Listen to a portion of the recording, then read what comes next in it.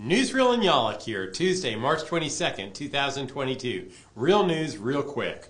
According to an Emerson College poll, most Americans blame President Joe Biden for high gas prices, a sign of trouble for Democrats in the upcoming midterm election and an indication that the administration's drive to blame Vladimir Putin isn't working.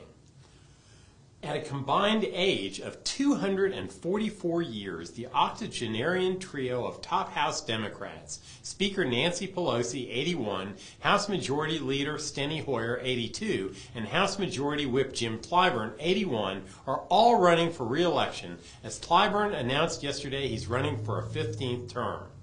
A Russian court on Tuesday convicted top opposition leader Alexei Navalny of fraud and contempt of court, sentencing him to 9 more years in prison to keep President Vladimir Putin's biggest foe behind bars for as long as possible.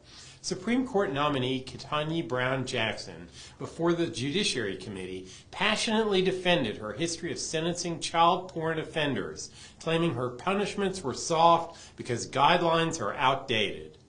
Despite getting vaccinated twice, as well as 2 booster shots, White House Press Secretary Jen Psaki tested positive for COVID today and will miss President Biden's trip to Europe tomorrow. Senate Republican leader Mitch McConnell warned on the Senate floor Tuesday of an utter meltdown at the border if the Biden administration moves from using Title 42 to reject immigration claims based on health grounds tied to the pandemic, after the White House indicated it might end that policy next month. Press Secretary Psaki admits once the pandemic-era provision ends, a large influx of illegal immigration could result. Couy Griffin, a founder of Cowboys for Trump, was found guilty on Tuesday of breaching the U.S. Capitol during the January 6 protests, but he was acquitted of disorderly conduct for leading a prayer on the steps of the U.S. Capitol.